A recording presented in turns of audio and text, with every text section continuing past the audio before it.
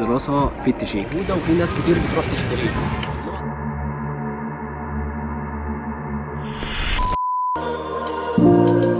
Never make promises,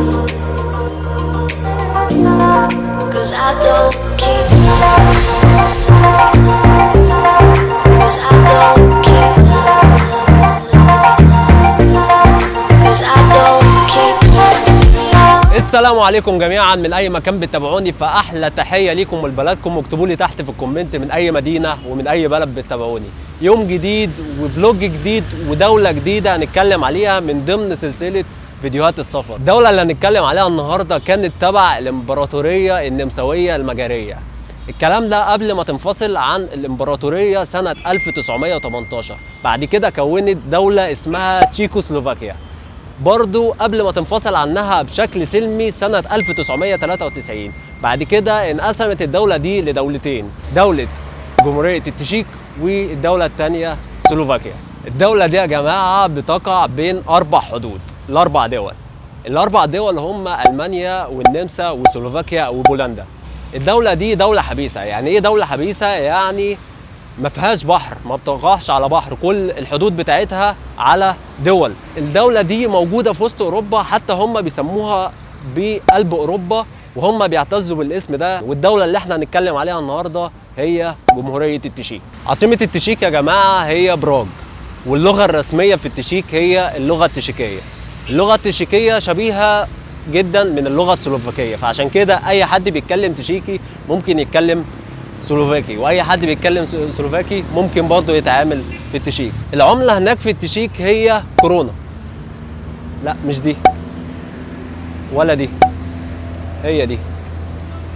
العمله هناك الواحد جنيه مصري عامل 41 كورونا تشيكي، والواحد دولار عامل 22، حوالي 22 وربع كورونا تشيكي.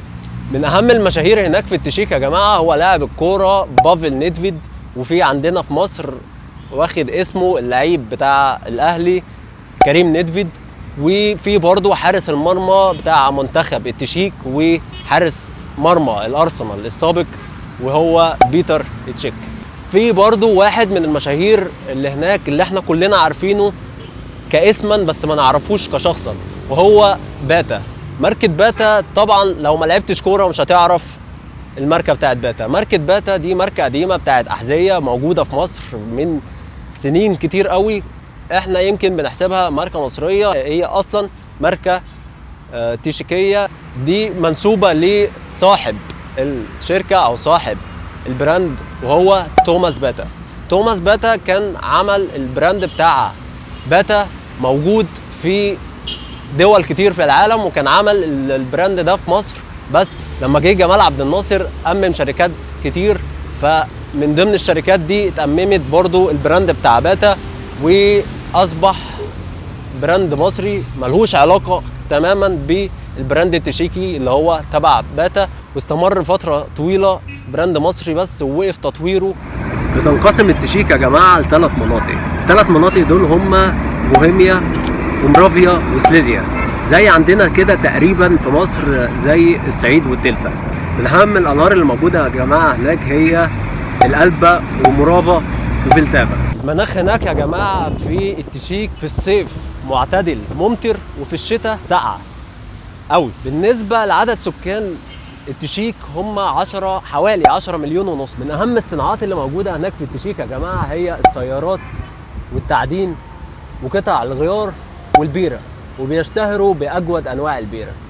بالنسبة للسيارات العربية اللي هي تشيكية 100% هي السكودا اللي احنا بنستخدمها هنا كتير في مصر، لكن حاليا الشركة دي بقت تابعة لشركة فولكس أو فولكس، لكن لازالت بتتصنع في التشيك. العربية دي يا جماعة هتلاقي حرف فوق حرف الاس، هتلاقي حاجة كده فوق حرف الاس، هم بينطقوا الحرف ده هناك اش، هم بيقولوها هناك سكودا، احنا بنقولها سكودا.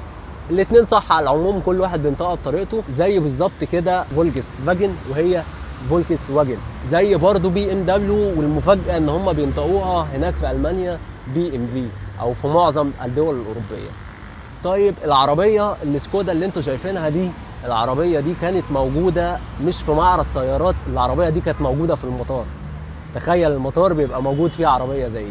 من اهم المدن اللي موجوده هناك يا جماعه وهي براغ العاصمه، وبيرنو، واوسترافا، وبلازان، واولموتس، وليبرت. طب الحكايه دي يا جماعه دي حكايه مودي اخويا، برضو كان عملنا حكايه بتاعت سريلانكا وحكايه كرواتيا. لو ما شفتش الحكايات بتاعت السفر هتلاقي في اخر الفيديو ده هحط لكم البلاي ليست اللي موجوده بتاعت حكايات السفر اللي هي اسمها ترافل هيستوريز. فمودي عايش في التشيك ومقيم فيها، وكل الحاجات اللي احنا هنقولها دي من الحاجات اللي مودي عاشها وجربها هناك، والصور اللي جايبينها دي من الصور اللي مودي صورها هناك، والحكايه دي بتاعته كامله. فيلا بينا نخش على الحكايه. هنبدا باول حاجه في العاصمه براغ، واحده من اقدم واعتق المدن اللي موجوده في العالم. اول حاجه هناك هي ساعه براغ الفلكيه. دي اقدم ساعه فلكيه موجوده في العالم، والساعه دي يا جماعه الغريب اللي فيها ان هي شغاله لغايه دلوقتي. الساعه دي موجوده وشغاله لغايه دلوقتي. تاني حاجه يا جماعه هي جسر كارل. جسر كارل موجود برضو في العاصمه براغ، من اهم المعالم السياحيه اللي موجود في التشيك. الجسر ده بيربط بين ضفتين نهر الفلتافا، والجسر ده اتبنى سنه 1400 على يد كارل الرابع، والجسر ده طوله 516 متر. تالت حاجة يا جماعة معانا في العاصمة براغ هي المبنى الراقص. المبنى الراقص من أهم المعالم السياحية أو من أهم المعالم عامة اللي موجودة في دولة التشيك. شكله جميل جدا، الستايل اللي معمول بيه إنه المبنى طالع بالستايل ده شكله جميل جدا، من أهم المعالم اللي ممكن تزورها لما تروح التشيك. طب يلا نخش على مدينة اوسترافا. بقول لكم ايه، في زحمه هنا شويه، تعالوا نروح مكان تاني. يلا. هنا احسن برضه صح؟ في بحر وفي كلام كده، والمكان هادي، فنكمل بقيه الفلوج. هناك في التشيك التشيكيين بيحبوا الفعاليات جدا. من اهم الفعاليات اللي موجوده هناك وفي مدينه اوسترافا بالتحديد هو يوم حلف الناتو. يوم حلف الناتو اللي بيحصل فيه هو عباره عن دول المشاركه في الناتو، كل الجيوش المشاركه في الناتو بتيجي وبتعمل فعاليه في مدينه اوسترافا. بيبقى فيه عروض جويه للطيارات الحربيه موجوده هناك، وبتبقى قريبه منك جدا، بتقدر تشوف العروض دي والطيران بيبقى قريب منك. وكمان بتقدر تخش جوه الطياره وتشوف ايه اللي موجود في الطياره زي اجهزه الرادارات والمراقبه والكلام ده كله. وفي نفس الوقت برضه تقدر تتصور مع الطيارين والرتب اللي موجوده في العروض والفعاليات اللي موجوده في حلف الناتو دي. في نفس الوقت برضو الناس دي بتبقى مرحبه جدا انك انت تصور معاهم، مفيش حد متعالي شويه ان هو لا او ممنوع او الكلام ده. تقدر تصور، بيبقى يوم جميل وبتشوف عروض جميله موجوده، فاليوم ده هتتبسط بيه. دلوقتي هسيبكم مع شويه من الطبيعه ممكن تشوفوها، بعد كده نرجع على اللي بعده. يلا.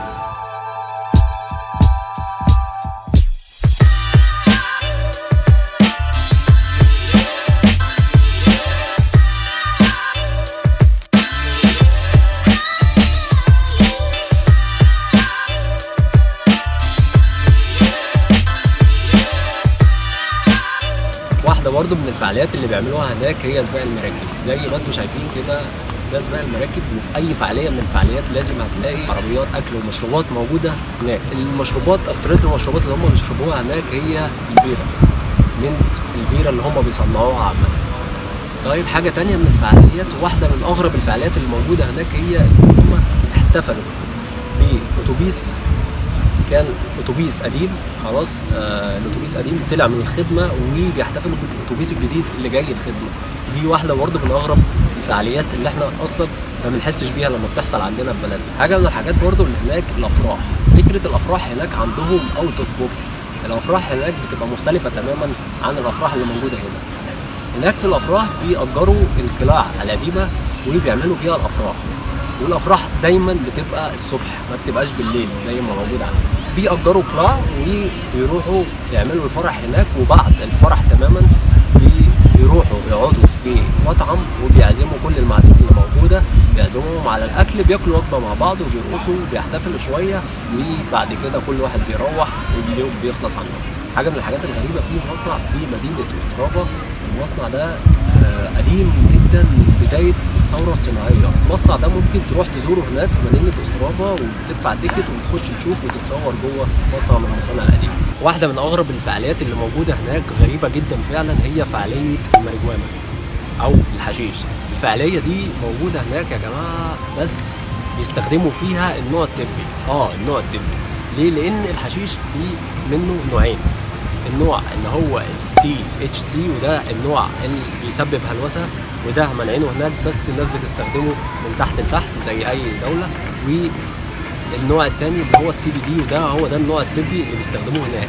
ده بيعملوا له فعاليه وبيبقى موجوده وفي ناس كتير بتروح تشتريه. النوع ده بيبقى مفيد لبعض الامراض اللي موجوده، منها امراض زي السرطان، ففي ناس بتستخدمه للامراض ومش للمزاج او مش لحاجه زي كده. وفي النوع الثاني اللي هو الهلوسه زي ما قلنا، ده موجود بس الحكومه منعاه، بس بيستخدم من تحت لتحت بمعنى اصح.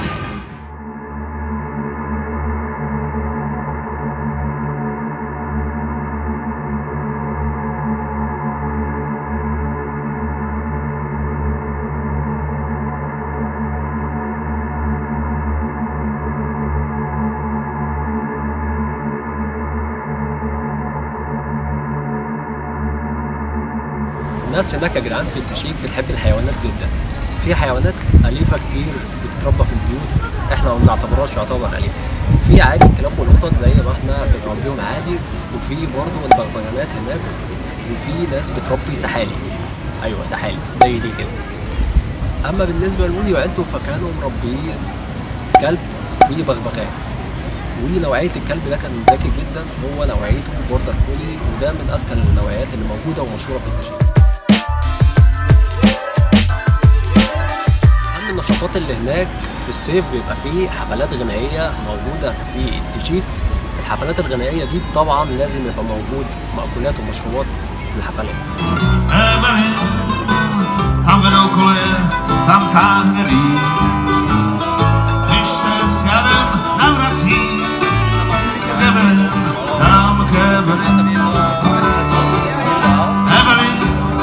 ما تستغربش لو انت معدي جنب بحيرة ولقيت حد نايم وبياخد تان، لأن الناس دي بتتعب في الشغل فبتحتاج فترة راحة ونقاء شوية، وبيحبوا الفعاليات بسبب كده، فعشان كده أغلبية الفعاليات بيشاركوا فيها. طيب حاجة تانية الحاجات في برضو المركب اللي هي بمجداف.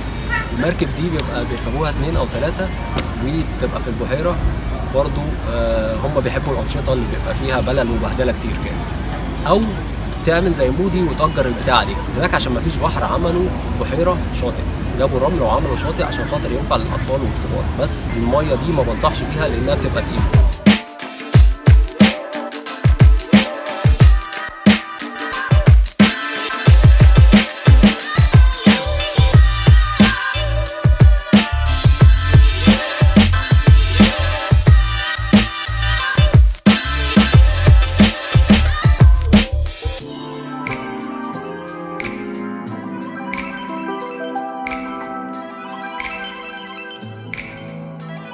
يا جماعة الدراسة في التشيك، الدراسة هناك لو انت هتروح تدرس باللغة التشيكية الموضوع هيبقى رخيص شوية، بس لو هتروح تدرس بلغة أجنبية الموضوع هيبقى غالي جدا.